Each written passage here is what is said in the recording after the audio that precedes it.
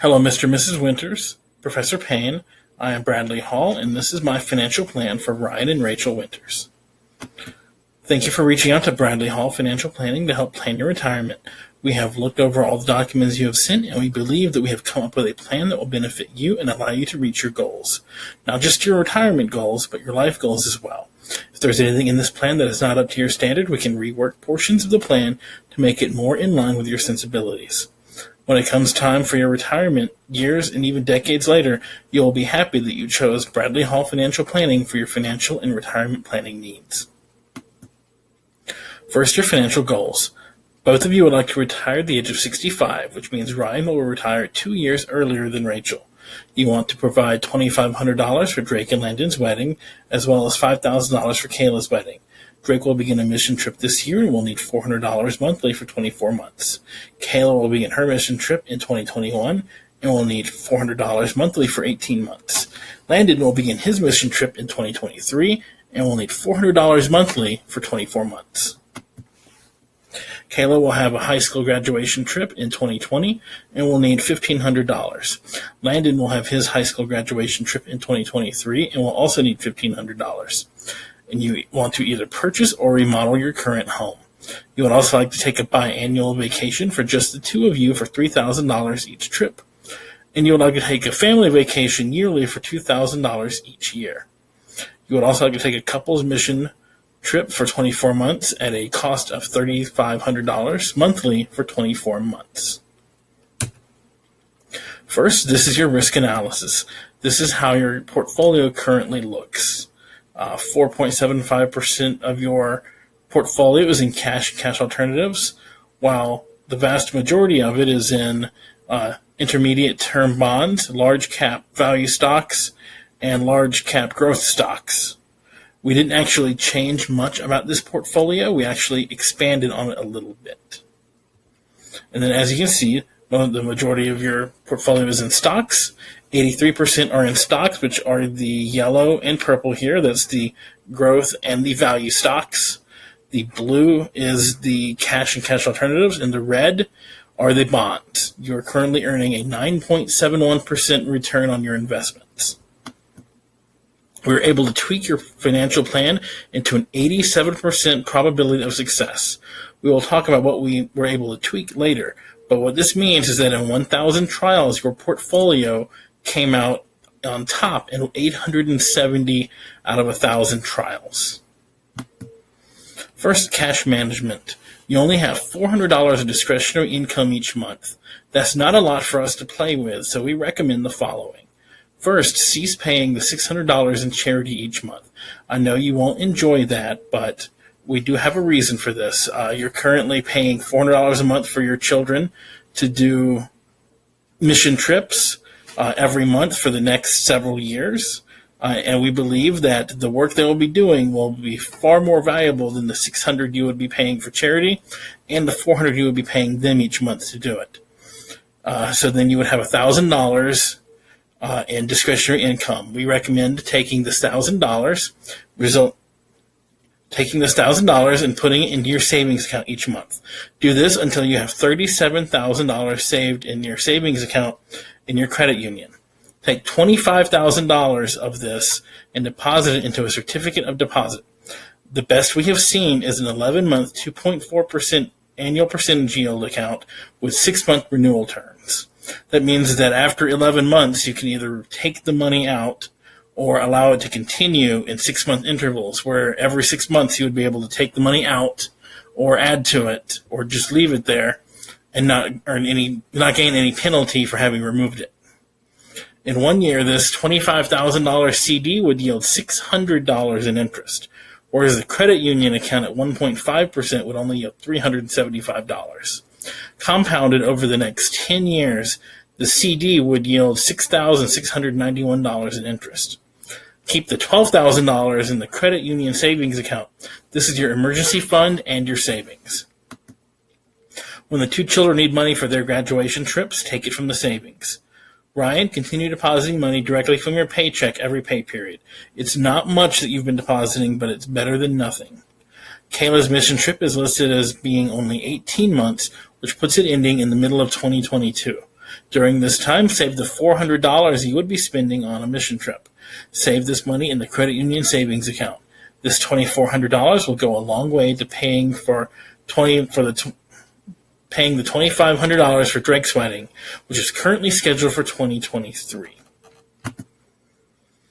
Once your CD and savings account are initially funded the way we have specified, you may take the resulting $1,000 that has been freed up and distribute it as follows. You may start paying your charities again at this point, but only for $500. Then create a Roth IRA for Rachel and deposit $500 into it each month, except for 1 month out of the year.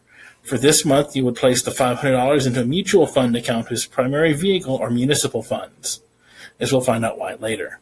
And as you can see over here, the Roth IRA balance at retirement will be around $490,000.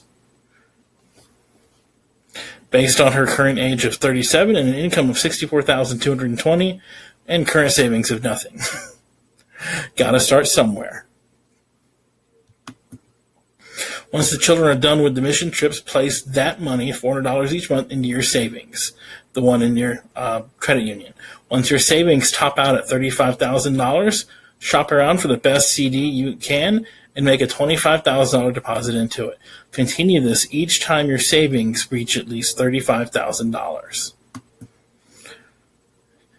And then, of course, you had mentioned that Ryan's ex-wife owes a lot in back child support. According to Utah Administrative Code Rule R527-450, Federal Tax Refund Intercept, there may be a way to get some of this back child support.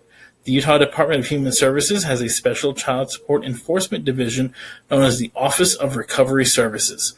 This department can do many things to collect on overdue child support, such as working with other states to collect upon child support payments if they have left Utah, filing liens on property owned by the delinquent parent, and forcibly withdrawing money from the delinquent parent's bank accounts, taking tax refunds or lottery winnings. As an anecdotal aside, I used to do taxes for H&R Block, and I actually encountered a situation similar to this one. I had a client walk in, he gave me his W-2s, and I did the tax interview. I filled out all the documents and forms I needed to, and at the end of it, it showed that he owed the IRS $3. And I hate telling people that they owe the IRS money. It just makes me feel horrible seeing their dejected looks. Everyone wants a refund. And I was not expecting his reaction, even for $3. He asked again, "What? How much am I owing?" And I said, $3, sir. I can, go back. I can make sure that I didn't type anything in wrong. I was not prepared for his reaction. He got up and danced a jig around the office. Everyone was confused, especially me. He eventually stopped and sat back down and told me the story, that if he received a refund, his wife would receive it due to a similar kind of arrangement such as this. So he was extremely happy to owe the IRS, even if it was just $3. So even if you're able to enact something like this, to be able to get back child support, or at least some of your back child support, your ex-wife may do something in order to make it to where there won't be any refund to pull from. But we did not include any of this in any financial plan. It's definitely something to look at. And if you're able to pull any money from this, I would recommend putting it in savings. Definitely savings. And now, of course, tax planning. According to the pay stubs you supplied us, Ryan will earn $52,598 with $1,144 room for federal tax and another $1,586 for Utah withholding. Rachel will earn $49,686 with $4,628 withheld for federal tax and $2,964 for Utah withholding. From this, we can deduce that Ryan has set up his W-4 to set up for several dependents, so less taxes withheld, while Rachel is most likely has her W-4 set as single and zero with her employer, which is why she's paying more in tax every month. You will have 2 children aged 17 and below and 1 child above age 17. But the person over 17 will be a dependent because he will be on that mission trip. It appears that you'll receive a refund of around $281 in 2020 for the 2019 tax year. Most likely this was higher in previous years as you had 3 children under the age of 17 who were each contributing to the child tax credit. This year, Drake will no longer be contributing to the CTC, but as long as he is still dependent upon you, you do get his personal exemption. Next year, likewise, Kayla will age out of the CTC. And then this is what the IRS says what you should do in order to avoid receiving a refund or paying additional taxes next year. If you do nothing, then you'll receive your $281 refund. And what they recommend are that you rejig your W-4s with your employers. For Ryan, they're saying that he should have 0 allowances, which means they will pull more money from his account, from his job for tax purposes, whereas for Rachel, they're saying that she should have 6 allowances, which would pull less money from hers. And this would make it to where you would owe most likely 0 in taxes in 2020. Other tax considerations are, we mentioned mutual funds earlier, and these can sometimes have tax consequences.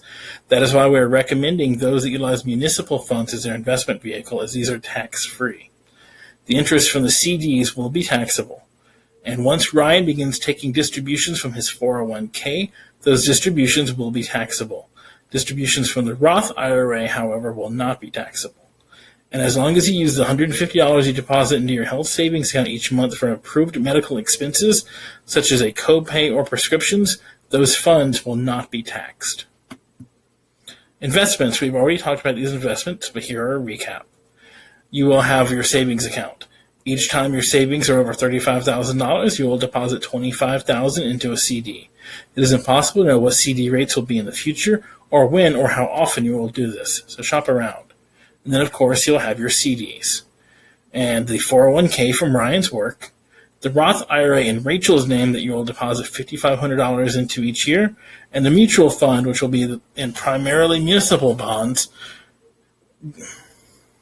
Municipal bonds, and you'll add $500 to this each year. Retirement. If you follow our recommendations, you will be on track to retire in 2044. Based on the data, with 870 successful outcomes out of 1,000 trials, the average amount you will have in 2484 when you retire is $4,732,471. With an average return rate of 9.71%, you can withdraw $70,000 in the first year, increase that by 3% each year afterward, and it will last longer than the 30 years you intend to be retired. This does not include your yearly Social Security payments, which will be around $40,000 in today's money. However, you would also be able to withdraw $189,000 a year and increase that 3% each year and not run out of money over 30 years. So you are going to have a very big nest egg at the end of all of this. The day you retire in 2044, you should pay off your mortgage. This will be one less thing to worry about as you begin your mission trip and your life in retirement. Of course, none of these scenarios take into account that you will not be touching the $490,000 in Rachel's Roth IRA. In fact, you may never have to touch that money, and it will continue growing. As for the mutual funds, over the past 28 years, those should have grown to just over $35,000. Not bad for only purchasing $500 worth each year. The goal for these funds was to be a tertiary emergency fund. If something came up and you depleted your savings in your CDs, you would have a third level of savings you could tap without depleting your 401k or the Roth IRA. Estate planning. Revisit your wills, your living will, power of attorney, and other documents. Make sure that you add beneficiaries to your checking, savings, and CDs accounts. And in the future, add the most responsible child as a joint owner. Make sure that you have digital assets. The passwords to social media, games, shopping websites, anything that uses a password. Make sure that you keep a hard copy of that locked up and saved somewhere, just in case your descendants need to access your Facebook account to retrieve pictures in like 80 years. And then, of course, decide how you want your body to be disposed of. This is something that not many people think about. They leave it to their partner to figure out what to do with your body. And you end up being cremated or buried, and you may not have actually desired that. So make sure that you talk about this, and it's never too early to talk about it, but it can be too late. And then, of course, thank you for watching this presentation brought to you by Bradley Hall Financial Planning. Thank you, and have a great day.